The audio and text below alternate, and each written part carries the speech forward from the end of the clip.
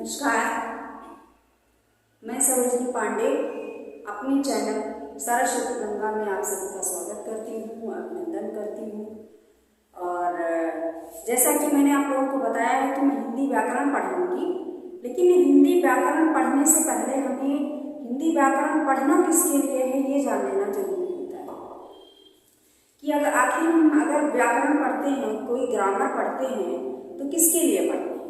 कोई न कोई एक भाषा होती है, कोई न कोई एक लैंग्वेज होती है जिसके लिए हम ग्रामर पढ़ते हैं। उसे हिंदी में व्याकरण और इंग्लिश में ग्रामर कहते हैं। अंग्रेजी पढ़नी है तो उसके लिए हमें इंग्लिश ग्रामर का अध्ययन करना होता है। और यदि हमें हिंदी पढ़ना है, अच्छे से बोलना सीखना है, लिखना सीखना है, सुनना सीखना है, तो हमें हिंदी व्याकरण पढ़ना होता है। तो जैसा कि मैंने आप सभी को सिलेबस तो समझा दिया है, इससे पहले के वीडियो में मैंने सिलेबस समझा दिया है कि मैं हिंदी व्याकरण में कौन कौन सा टॉपिक क्लियर करूँगी, आप लोगों को बताऊँगी। लेकिन उसे शुरुआत करने से पहले जो मैंने आपको टॉपिक्स बताए हैं उन्हें शुरुआत करने से पहले हम ये देख लेते हैं कि जिसके लिए हम व्याकरण का अध्ययन करने जा रहे हैं उसकी परिभाषा क्या है, उसका मतलब क्या है, किसके लिए हम पढ़ रहे हैं। तो आइए देख लेते हैं कि जो हमारी हिंदी भाषा है, सबसे पहले हिंदी भाषा को ना देख करके भाषा की ही बात करते हैं, यानी भाषा है क्या। तो भाषा क्या है, भाषा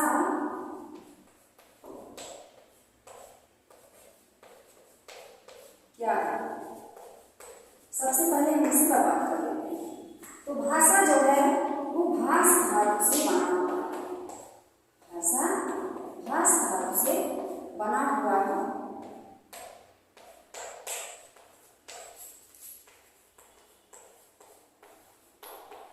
बना हुआ है जिसका अर्थ है बोलना, जिसका अर्थ है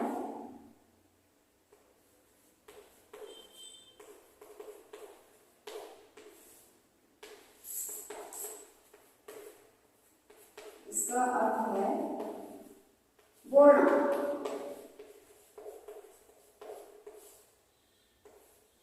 ठीक है, तो भाषा जो है भाष धातु से बना हुआ है। भाष का मतलब होता है बोलना।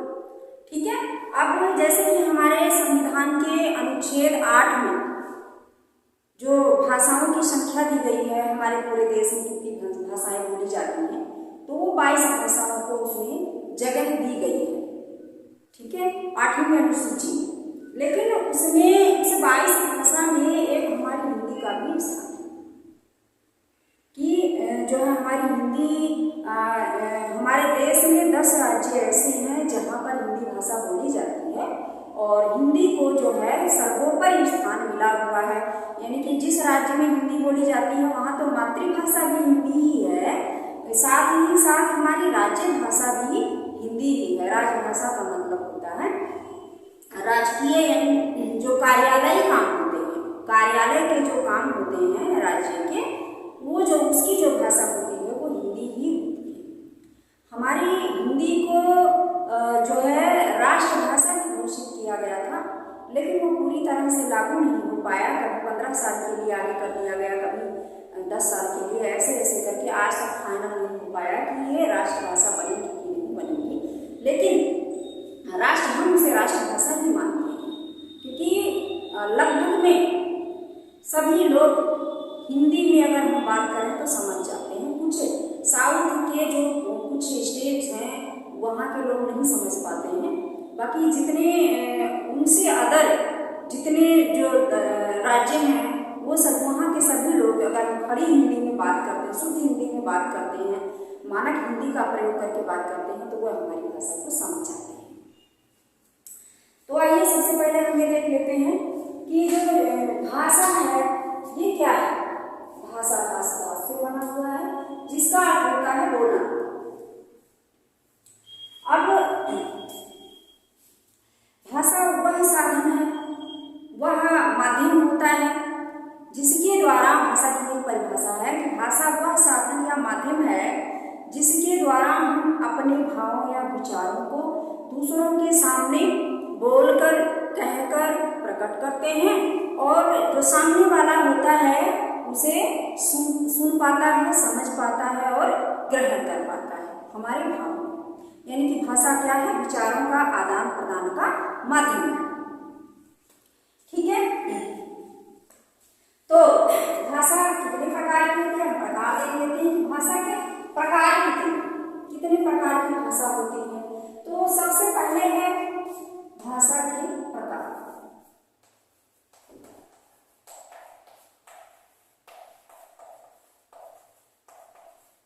भाषा के प्रकार यानी भाषा है कितने प्रकार की, होती कितने प्रकार की। तो पहली है मौखिक भाषा। मौखिक भाषा पहली है मौखिक भाषा और दूसरी है लिखित भाषा।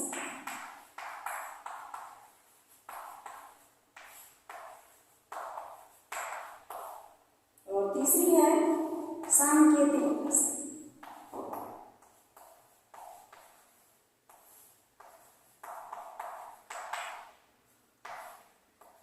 अब इसमें अगर पूछा जाए कि भाषा कितने प्रकार की होती है, ठीक है, मुख्य रूप से कितने प्रकार की होती है, तब सिर्फ 2 प्रकार की बतानी है।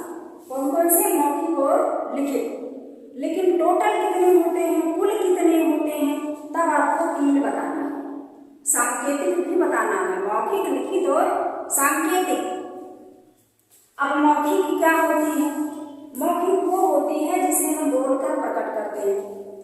कोई भी बात हमारे मन में हुई और हमने दूसरे से बोल के कह दिया, बिल्कुल सरल, सिंपल, ठीक है। लेकिन लिखित भाषा जो होती है इसमें टाइम लगता है, इसीलिए हम तुरंत नहीं कर सकते। जब तक हम वो लिखेंगे नहीं, चाहे वो पत्र के माध्यम से हो, चाहे किसी कॉपी में लिखना हो, चाहे जो भी चीजें हैं जो हमें लिख के किसी को बतानी है, उसमें थोड़ा सा टाइम लगता है। उसमें हमें मानक जो चीजें होती हैं, मानक जो चिन्ह होते हैं, उन सभी चीजों का हमें ध्यान रखना होता है। और इसलिए जो लिखित भाषा होती है वो थोड़ी सी टफ होती है मौखिक भाषा से। अब तीसरी भाषा जो है, लिखित भाषा के बाद तीसरी भाषा है सांकेतिक भाषा। सांकेतिक भाषा जो होती है ये सबसे टफ होती है, सबसे कठिन होती है। क्यों होती है? क्योंकि जो सांकेतिक भाषा होती है इसमें संकेतों के द्वारा किसी से कुछ कहना होता है। अब वो संकेत करके मान लिया आंख की भौहें हिला रहा है, तो आंख की भौहें वो हिला तो रहा है लेकिन कहीं क्या रहा है ये समझ में नहीं आता। वो अगर उंगली उठा देता है तो सामने वाला प्रश्न करता है, उधर से इशारे में ही प्रश्न करता है कि क्या क्या है ना, इस तरीके से। तो कहने का मतलब कि बड़ा टफ होता है, इसको समझा नहीं जा सकता, ठीक है। किसी ने ताली बजाई तो ताली क्यों बजाई? ताली बजाना भी क्या होता है? सांकेतिक भाषा होती है। अब वो किस लिए बजा रहा है? खुशी के मारे बजा रहा है या गुस्से के मारे बजा रहा है या व्यंग कर रहा है, वो समझ में नहीं लगती है, ठीक है। तो चलिए जान लेते हैं कि मौखिक भाषा जो होती है वो क्या क्या होती है। मौखिक भाषा जो होती है वो एक आमने सामने बैठकर बात करना, आमने सामने एक भाषण हो गया, कहीं खड़े होकर के भाषण देना, टीचिंग करना, ठीक है। और भी बहुत सारे मंच ऐसे होते हैं, जैसे कविता कहना, ये भी मौखिक भाषा ही होती है। कविता कहना, गाना गाना, जो कुछ है, यानी कि हमारे अंदर जो कुछ चल रहा है उसको हम कविता के माध्यम से बोल रहे हैं, गाने के गीत के माध्यम से बोल रहे हैं, या जो है गद्य के रूप में बोल रहे हैं। जैसे भी हम बोलते हैं वो मौखिक भाषा ही होती है, जो हमारे विचारों की अभिव्यक्ति होती है, ठीक है। अब है लिखित भाषा। लिखित भाषा आप सभी जानते हैं, लिखित भाषा के कई सारे प्रकार हैं। अब इसके मैं यहाँ लिख देती हूँ। लिखित भाषा के कई सारे प्रकार हैं, जितनी गद्य विधाएं हैं वो सभी लिखित भाषा में होती हैं। किसी न किसी लेखक के रचनाएं होती हैं, उस लेखक के भाव की अभिव्यक्ति होती है, उस लेखक के जीवन की दिनचर्या होती है, मतलब उसकी जो आदत होती है, उसकी जो स्वभाव होते हैं, वो सारी चीजें उसकी रचना में उतर कर निखर कर आते हैं। तो वो लेखक की ही अभिव्यक्ति होती है, वो अपने हिसाब से उस रचना विचारों को, अपने स्वभावों को उतारकर लिखकर रख दिया है। ठीक है, तो वो भी लेखक की अभिव्यक्ति ही होती है। तो जितनी गद्य विधाएं हैं, निबंध हो गया, रिपोर्टाज हो गया, नाटक हो गया, या और जितनी भी साहित्य डायरी हो गई, ठीक है ना, तो बहुत सारी चीजें हैं जो कि यात्रा वृत्तांत है। तो ये सारी चीजें हैं जो लेखक अपने विचारों के द्वारा अपने ही लैंग्वेज में, अपनी ही भाषा में जैसा का तैसा उतार देता है वर्णन करते हुए या जैसे भी, तो वो जो है उसके भाव की अभिव्यक्ति ही होती है। उसमें हम लेखक के हाव भाव विचार सारी चीजें देख लेते हैं कि लेखक का जो विचार जो भाव है वही इस गद्य रचना में मिल रहा है। ठीक है, तो उसी रचना से ही हम लेखक को पहचानते हैं। तो ये सारी चीजें होती ही होती हैं। उसके बाद कविता भी लिख करके जो है कभी अपना छोड़ गए हैं। बहुत सारे हमारे कवि हुए हैं, छायावादी कवि थे और भारतीय के भी थे, ठीक है ना, बाद के भी प्रगतिवादी प्रयोगवादी जो कवि थे, तो सबने हमारे लिए कविताएं छोड़कर सब चले गए हैं। आज भी वो लिखित रूप में हमें मिलता है, हम उसको पढ़ते हैं, उनके भावों को, उनके विचारों को समझते हैं कि इसमें क्या लिखा हुआ है, इस कविता में कवि ने क्या हमें संदेश देना चाहा है। ठीक है ना, तो वो भी लिखित रूप से एक अभिव्यक्ति, लिखित भाषा उसको कहेंगे। अब ये सांकेतिक भाषा है।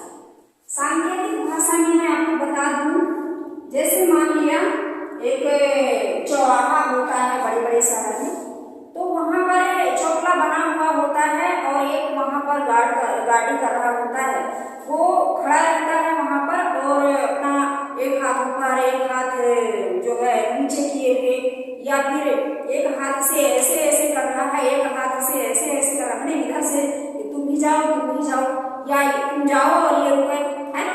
तो इस तरीके से जो वहां पर जो गाइडलाइन देते हैं वो अपने हाथों के द्वारा, हाथों के संकेतों से, तो वो जो है वो भी जो है सांकेतिक भाषा होती है।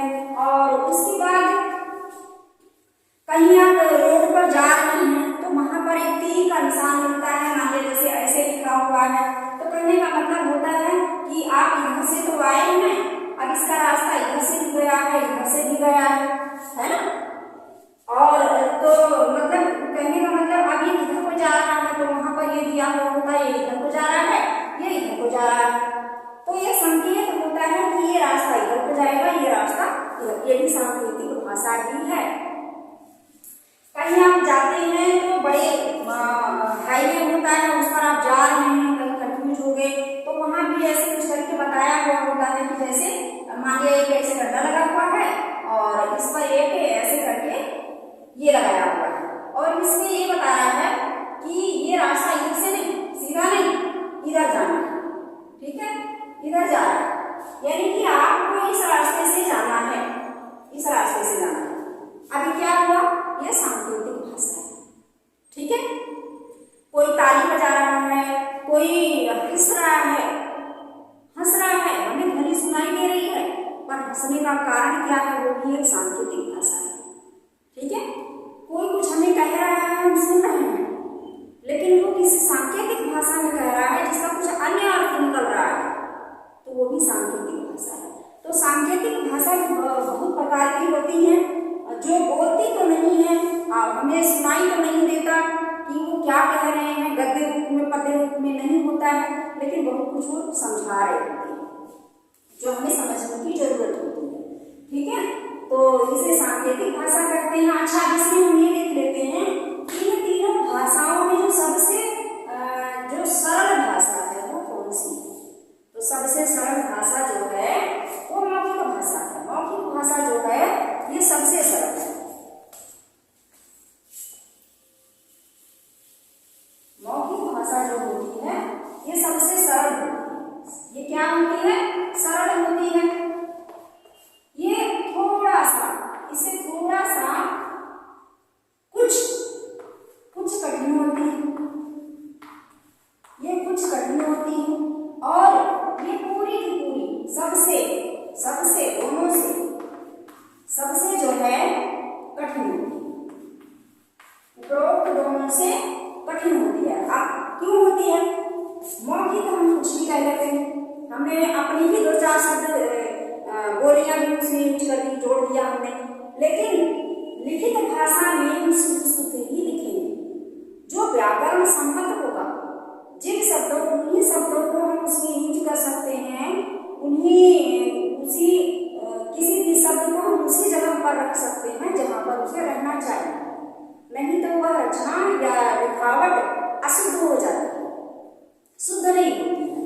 तो यहाँ ये थोड़ी सी कठिन होती है, ठीक है। लेकिन जो सांकेतिक भाषा है ये सबसे कठिन होती है, ठीक है। जैसे कि मैंने अभी समझा दिया है आपको, किसी चौराहे पर, बड़े बड़े शहर में जो चौराहा होता है वहां पर जो सांकेतिक इशारे से बताने वाले होते हैं कि मतलब एक हाथ से कह रहे होते हैं जाओ, एक से एक हाथ से कहते हैं रुको, ठीक है ना, गाइडलाइन कर रहे होते हैं, वो भी एक जो है सांकेतिक भाषा होती है।